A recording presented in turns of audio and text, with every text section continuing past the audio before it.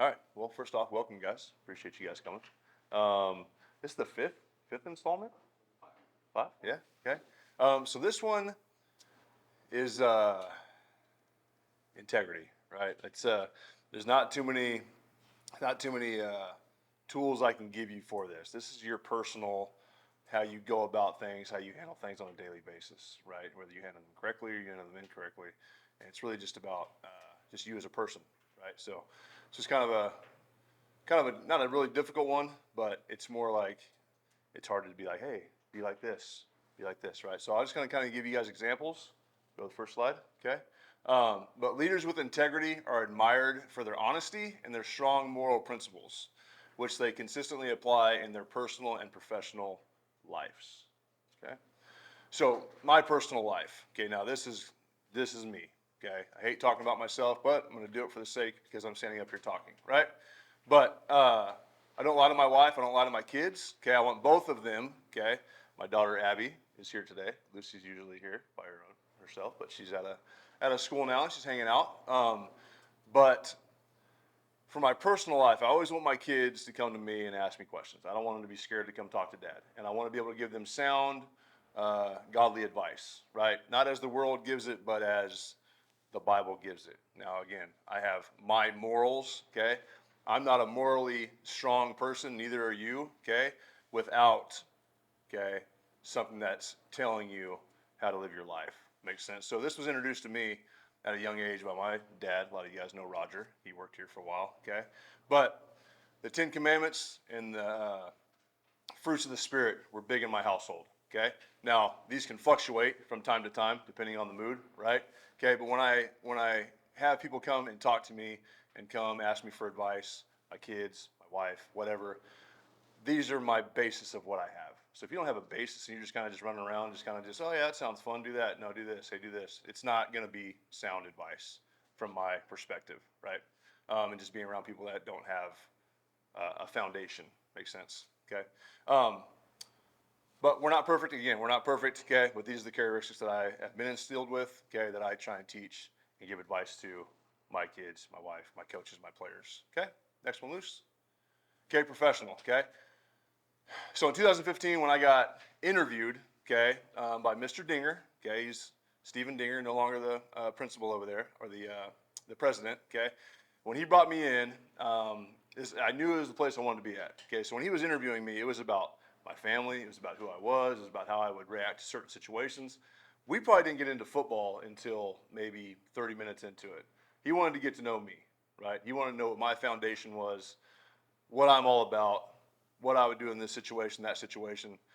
He threw every aspect he could at me. He asked me where I grew up in church, asked me about my family, my past, my grandfather, all that stuff, right? So before he even hired me as a coach, he wanted to know me as myself, right? My foundation, my principles, my morals, okay?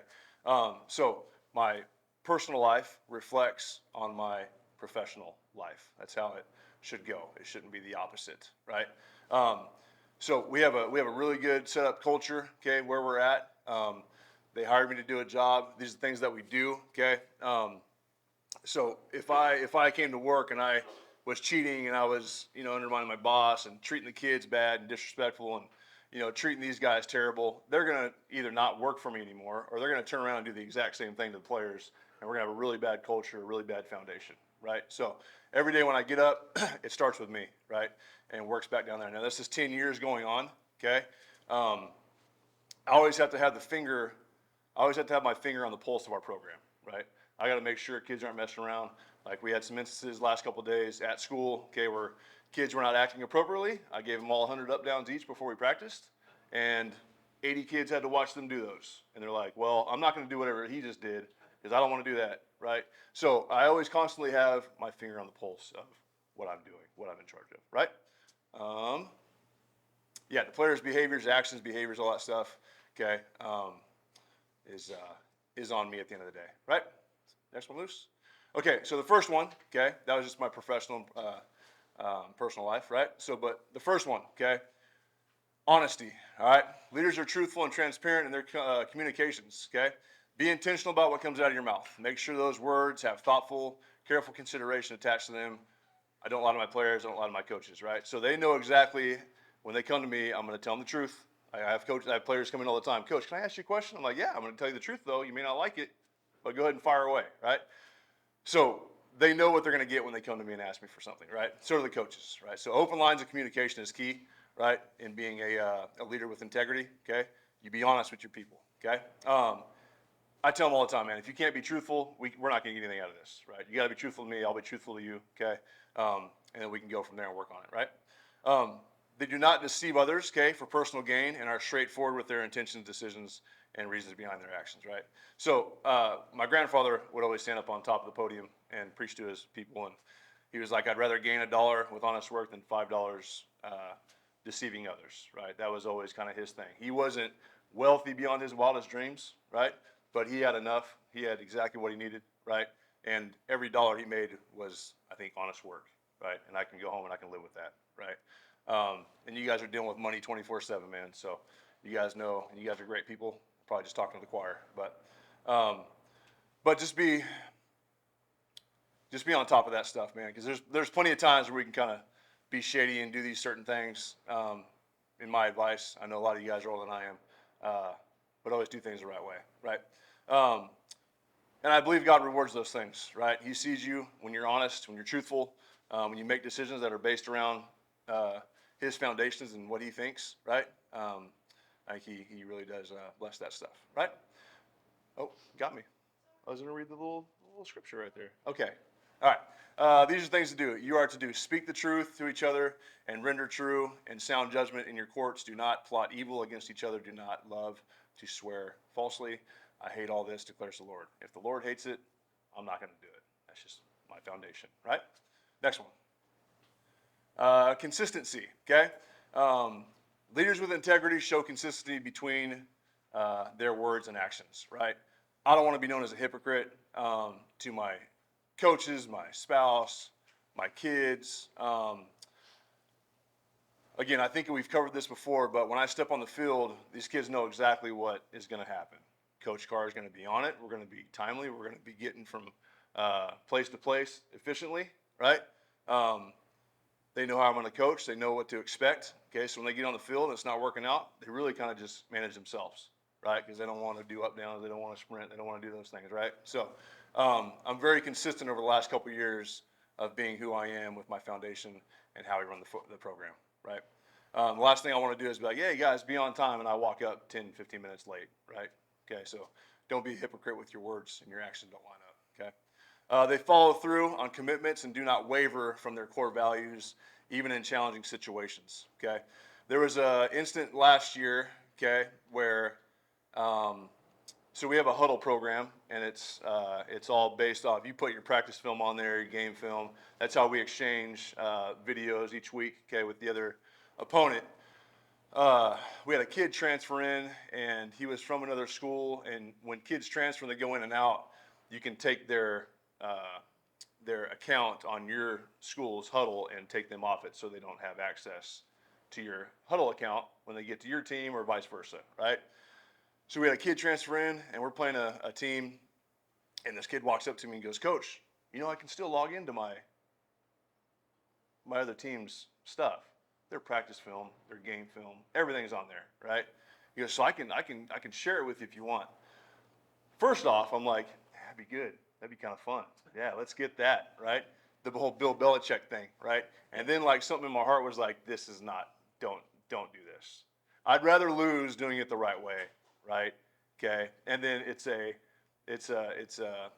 something for that kid to see where I tell him, no, we're not going to do that, man. It's not right. Right? And that changes his life, right? It could have went right and left, and then he goes on, and maybe we make a bad decision, and he makes a worse decision growing up, right? And I got that on my conscience, right? So that happened a few years ago. We did not do it, and we did lose, okay? But we didn't cheat. Maybe we should have. No, but that was a tempting deal right there where I had to choose, right? And I think I chose right, even though we lost a game 5 years ago. Who really cares, right? But my mom was always, her words were kind of ringing in my head. She's like, Darren, always do the right thing, always be above reproach, never worry about the outcome as long as you're honest. That was a big thing that she would tell her boys, right? This establishes reliability and earns them respect from those around them. I think that did that, right? Okay, accountability. We're going kind of fast, sorry. But accountability, okay? They take responsibility for their decisions and actions, including mistakes, okay? Uh, when we're on the practice field, I don't know if it's just the generation about not apologizing for things, or maybe at home the parents don't apologize for stuff. If I'm wrong in practice, like I lost my mind, was it Tuesday today? So last week, sometime we're doing defense or something. They made a check. I lost my absolute mind, losing it, right? And our Mike linebacker was like, he waited till I was done. I wiped the slobber off and all this stuff. He's like, Coach, but this, and that, you told us last week that we would do this. I'm like, you know what? You're right, buddy. And I'm sorry. I apologize to everybody. I did 5 push-ups in front of everybody. So you got to be able to like admit your mistakes. It does wonders for these guys, right? Because they can see Coach messed up. I mess up. Coach is doing push-ups. I got to do 50 up downs. It's not really fair. Buddy's older. So, but at the same time, he apologized to me. And it's funny because you get the morale kind of picks up after I get done screaming at everybody, right? But take responsibility for your decisions and your mistakes, right? Um, Again, apologize in practice. Got to do that, okay? Starts and ends with me. Take ownership. I do every day. Every time I open my mouth, it's on me, right? Leaders with integrity do not shift blame onto others, okay? But instead own up to your errors, learn from them, make efforts, and rectify any negative consequences, okay? Again, if I'm wrong, I apologize. The shift blame to others. We had a lot of that last year as a team, right? Maybe you guys have had some coworkers like that always point the finger, right? The very first thing I did when we were done with our season is sit down, talk to my guys. But I really went home and just kind of thought about what I did 10 years ago that worked, what I did 5 years ago that worked, what I did during the teams that we had that were really successful. They might have been talented, but what did I do that was successful, right, on my end? So our 24 offseason, we've been kicking these guys' butts like big time. I felt I was a little soft last year, okay? So I took personal accountability, looked in the mirror, and because you're in one spot for so long, you can kind of get a little lazy, right? You're in one spot for so long, everything's kind of works itself. You don't really got to work as hard, right? That's the trap, okay? But there's things that we're doing this year that we're really kicking their butt on, right? So really trying to push it harder. Even with Derek and the Saints, their general manager's been there a long time, and they had their off-season interview or whatever it was, and Mickey Loomis was up there, and I related to him because he's like, man, I've been in this seat for so long, and he goes, we're really going to push these guys. We're going to compete. We're going to work out. We're going to work hard. We're going to do all these things leading into the season. This was a couple months ago, and we talked to Derek the other day, and he's like, I've never been worked this hard. I've been doing this for 12 years in the NFL. He goes, they are kicking our butts this year, and I love it, right? So it's one of those things that you really do got to take accountability for because he's the general manager, right? The only person above him is the owner, right? And he's got to talk to her, right? So I was the same way. I got to explain 6 and 5 and why we lost 4 games by 1 possession to my boss. And I said, this is on me, and this is how we're going to fix it, right? So taking accountability is big, all right? Next one, loose. Okay, fairness, all right? Integrity involves treating everyone with fairness, okay? Such leaders do not play favorites, but instead make impartial decisions based on production, okay? So we have a saying, the eye in the sky doesn't lie. We film practices, we film everything. We watch closely, watch these guys' behaviors inside and outside the classroom, okay? At home, everywhere. We make sure that we're watching these guys, right? No playing favorites. Can't do that, okay? Best 11 play, we don't care what it is. This kid, Isaiah Rubio, fantastic kid. If you guys ever met him, he's something else. This is him winning our state championship a few years ago, okay? But the kid from day one, we almost started him as a freshman. He almost came in and kicked a lot of our juniors and seniors' butts, right? But he wasn't quite ready yet. His sophomore year, he started in front of 2 seniors actually, and then the rest is history after that, right? Like, so we don't care what your age is. We don't care how long you've been here. We don't care. If he shows up and he's the better player, he's going to play, and he's going to push the guy to get better, or he's going to push the guy to quit and just find out another spot, do something else, right? So love this kid, worked his tail off, and that's definitely watching practice, keeping a close eye on your kids so you can find guys like this that deserve shots and do well with them, right? So you may have employees that, have been here a while, they work their tails off, maybe just take a little more notice of them, give them a little more responsibility, right? They may shock you, right? Um, Yep. So opportunities are earned Monday through Thursday in the classroom because we have a lot of kids come up to me, Coach, give me an opportunity. I want an opportunity on Friday. I want an opportunity on Friday. But bro, your opportunities on Monday when you're watching film, when you're late to practice, when you're not taking it very serious, those are your opportunities. You're not. I had a conversation with a kid yesterday. He's like, Coach, how do I get in more in practice? I'm like, son, first off, stop messing around while we're practicing. Stop messing around in the back of the weight room, laughing around, talking, joking, right? And then I'll take you more serious when you want to play football, right? He was just like, oh, Coach has been watching everything I've been doing, right? So he's a good kid, great family, but he wants to play football. And if you want to do that, take it more serious, right? So next one, Luce. Okay, respect for others, okay? Leaders with integrity show genuine respect and consideration for others. If I don't genuinely care about the people that God put in front of me, right, we're not going to accomplish much, right? There's going to be a bunch of sad people going home and hating their coach and hating playing for us, right? Again, so most of my coaches are older than I am, right? So the respect and consideration that I give for those guys when they want to talk, when they have ideas, it's big for our culture, right? It's preached to our boys to be humble in victory and defeat, obviously, okay? Zero tolerance for bad attitudes. They don't reflect our culture.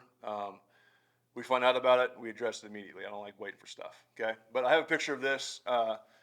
This is our section championship in 2018. This is the year before we won state. We just got beat by a really good San Joaquin Memorial team. This guy had a rough outing, right? Played really well. Man must have dropped like 6 footballs. Like, he's playing at Georgia right now, so you know this kid's a great player. He just had one of the worst games of his life, probably, right, on offense. Really felt like he let the team down, but he still managed to do this to every single player, and I watched him when they walked by. He had a bad game. They won. He's loving everybody up. Sometimes it's just a knuckle bump. Sometimes you get the kids that just don't want anyone to put their hand up. He's loving every kid up, man. I love pictures like this because this is what we stand for at BCHS, right? The respect for others, okay, is big, right? Next one, Luce. Okay, a leader with integrity, okay, is instrumental in establishing a trustworthy and ethical environment, which can inspire similar behavior. Okay, that's a big one, inspire similar behavior. Okay, so among team members, and create a strong foundation for long-term success. Okay, that's big, right? I don't want to just be a really good coach for 5 years, right? Or, something like that. Or I want to make sure that these behaviors and these things the decisions I'm making are for the best interest of our players, where they can take it, they can be lifelong learners, right? Remember back in football when coach made good decisions, when the player made good decisions, what coach instilled in us, right? That's what we want, okay? We don't want to just short-term success. We want long-term success, right? And not just football. We want these guys going out and being good men, good workers, good co-workers, all that stuff, and just being really good dudes. So I know that's a quick one. Not a lot going into that one. I mean, integrity just comes down to you personally, whether you feel like cheating, whether you feel like cutting corners, whether you feel like doing the right thing or the wrong thing. That's really all it really comes down to, right? Have a foundation, have some morals, have something. If you don't have something, ask somebody that does, and they can help you out for sure, right? But I know it was quicker than I want it to be, but it just comes down to you, right? There's not a lot of tools I can give you. It's get around good people and do the best of what God's given you.